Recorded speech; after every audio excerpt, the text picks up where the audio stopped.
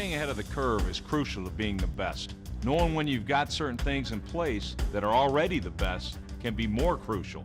Don't change something just for the sake of change. When I got the job with the Jets, I went in and evaluated everything. I didn't have to keep anybody around that I didn't want.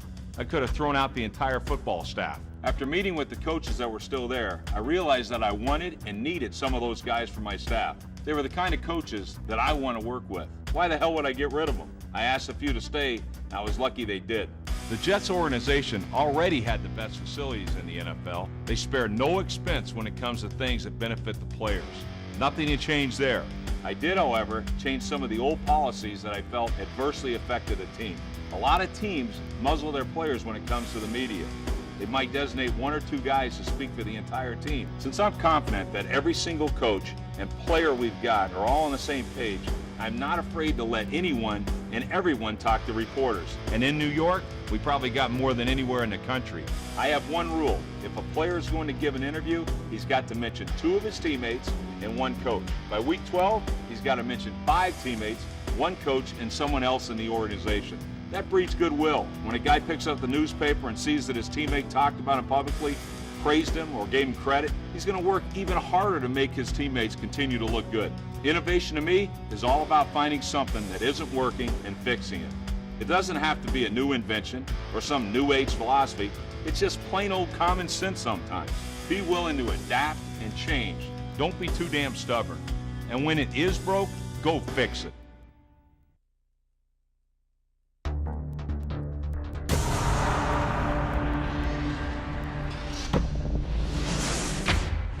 If you accept losing, you're a loser. Anybody who accepts being mediocre will be mediocre. And that's all there is to it. I really don't understand that. If you're going to compete, then you compete to win. What's the point in losing? Why waste your time even getting out of bed? I mean, if you lose, your stomach should be churning. You shouldn't be able to sleep or eat. It should chew you up inside. Now maybe you've never been to the top of the mountain. But I've been there. It's pretty darn sweet. You just need to know how to get from where you are to the top of the mountain. Let me tell you the first thing you need to do.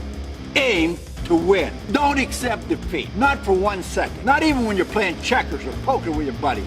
Aim to win. All the time in everything you do, be competitive. Even as a kid. You know, I remember when I was playing baseball, I wanted to win so badly I was stupid. Another guy would be pitching, he would walk somebody, I'd run in from right field, I'd start pitching. Maybe I shouldn't have cared so much, but I did.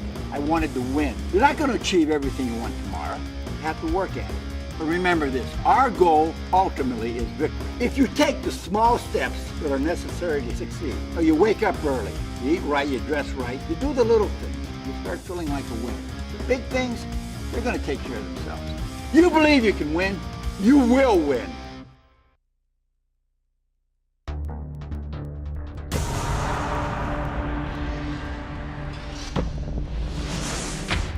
Here's my question for you. Is something keeping you down? If it is, you better find out right now by taking a hard look at your life. No excuses, because whatever may be going wrong needs to be fixed. It's okay, you've got time to right the ship. You just have to get on with it. Right now. No time to waste.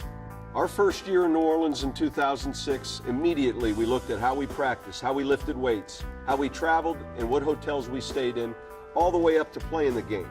Take my word for it, it can be done. Take a look at every detail of your life.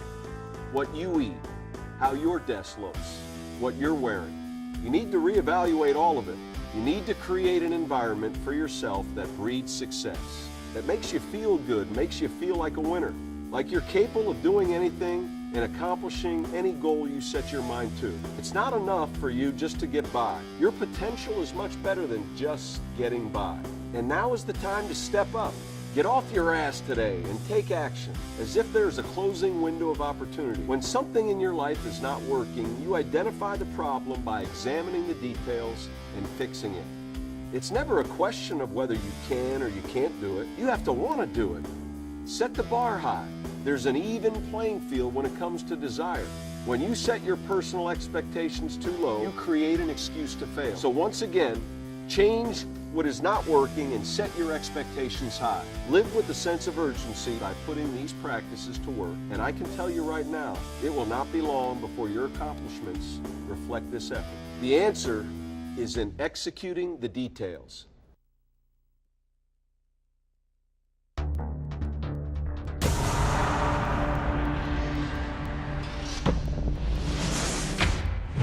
Now I want to recite a poem to you that to me really epitomizes what life is all about. It's called The Man in the Mirror. It goes like this. When you get what you want in your struggle for life, and the world makes you king for a day, go to the mirror and look at yourself. See what that guy has to say.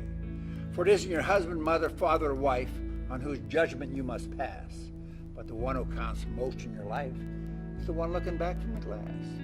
He's the person to please, never mind all the rest, for he's with you clear up to the end, and you've passed your most dangerous, difficult test if that man in the glass is your friend. You may pass through your whole life down the pathway of years. You'll get pats on your back as you pass. But your final reward will be heartaches and tears if you have cheated the man in the glass. What's that saying? To thine own self be true? No. Here's what it's saying. You better like the person you are, for the way you live your life, the way you treat people, the way you communicate people, the way you deal with people. When you love the person you are for reasons that are not egotistical, you've got it made.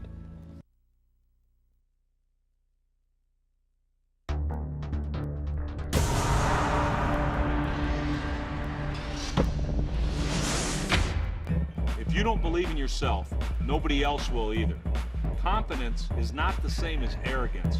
You can be humble and confident at the same time. Actually, you should be humble and confident. Understanding your own personal strengths and weaknesses is probably the most important thing you can know about yourself if you want to be successful at anything. I know that I'm one of the best damn defense coaches in the country. Maybe the best. It's not an accident. Everybody knows that my dad was a defensive genius, probably 20 years ahead of his time. But I've also spent my entire career studying and learning everything I possibly could about the defensive side of the ball. Because of that, I'm not the greatest offensive coach in the country. I know that. I'm not ashamed of it or insecure about it. It's just a fact. And as a head coach, I want to hire the best offensive minds out there to work for me. I'm not afraid of somebody else getting some credit. If a guy that I hire does a great job, he makes me look like a freaking genius. I'd be crazy not to surround myself with the smartest and best possible people. I'm secure with myself. I believe in myself and my abilities. That's confidence. Thinking that you could be successful without the help of other people, that's just arrogant and cocky. Cocky people piss me off. Having the confidence to surround yourself with the best and brightest minds, that is the mark of a great leader. Say you're a leader. And you absolutely can't lead by being the nice guy and everyone's friend. People gotta know that you are not just going to tell them what they want to hear. People don't respect that, and they know it's phony when they hear it. What people do respect from their leaders is brutal honesty. Hey, if people know that you're honest with them, that you're on their side and out for their best interests, then they'll listen to you and they'll follow you. There's an old expression about leadership. I think it goes like this. People really don't care about how much you know until they know how much you care. Most people yearn for the truth. They ache for it. They ache for someone who knows what it takes to succeed and who cares enough that they'll be candid and open. It is up to you to know the people who you deal with and to find out what makes them tick. Take the time to figure them out. Make sure they know you believe in them, and then be honest with them because you care about them and you want them to succeed. That is leadership.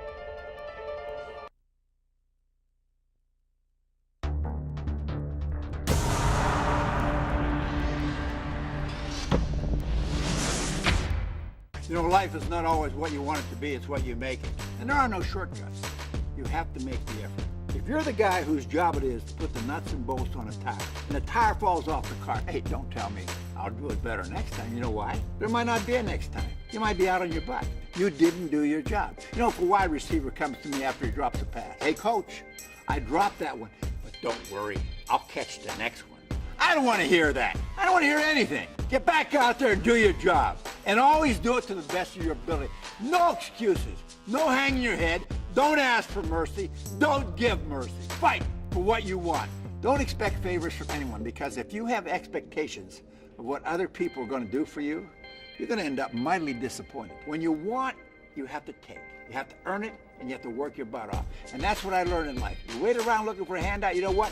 You'll have your handout. Do it well, do it better than anybody else, and there'll be no doubt that you will achieve your goals and the success you deserve.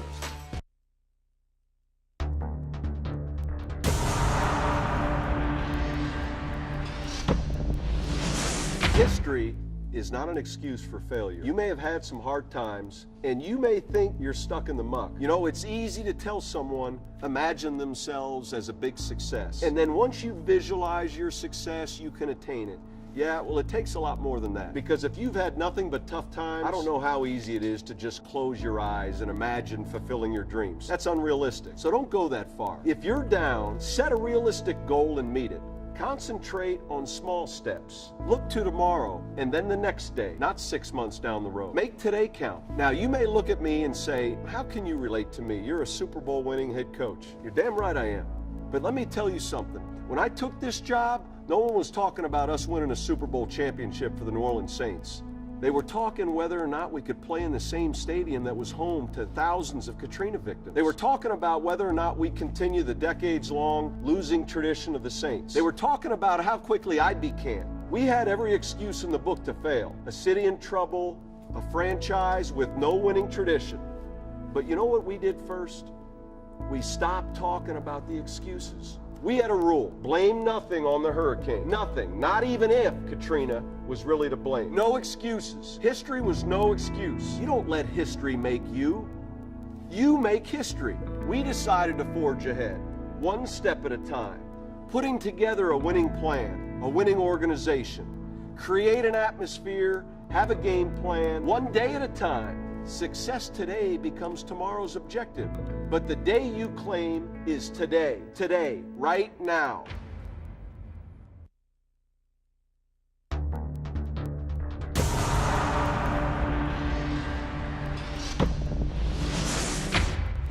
I'm going to tell you the most important thing a leader can do. If you really want to lead, you'll pay attention to this one simple piece of advice. You've got to put other people first. There it is, short and sweet. Putting people first is about understanding people and getting the most out of them.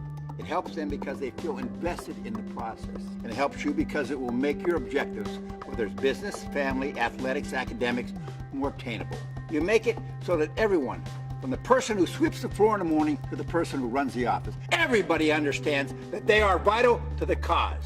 You're all on the same team. You're all on the same page. No matter the task, hey, it's really not that hard to make people feel special. You just have to listen to them. Take them to dinner. Find out what makes them tick. How's the family? What's going on? You show that you're interested in what's personal to them. Boost their confidence and make them feel indispensable. Now, I'm not saying, hey, you gotta like everybody, but you gotta respect everybody. You gotta listen to what they say, what they care about. Hear how they speak about each other. Analyze what's important to them. You know, the night before the '85 Super Bowl, I went around the room and I talked to the guy. I knew we were ready physically, but I wanted to find out where we were mentally. I asked each member of our football team what winning this game meant to them, to their family. What does it mean to their life? How hard are you going to play for the guy next to you? For Walter Payton, for Mike Singletary, for Gary Fensick, for each other. And when I listened to each member share their deep personal feelings about the importance of that opportunity, the entire team responded by playing with extraordinary effort and a powerful sense of purpose to be the best football team that they could be. You need to listen. You need to share with everybody invested in reaching the common goal. And when you do this, everybody else becomes invested in your dreams, and you open the door to achieving greatness.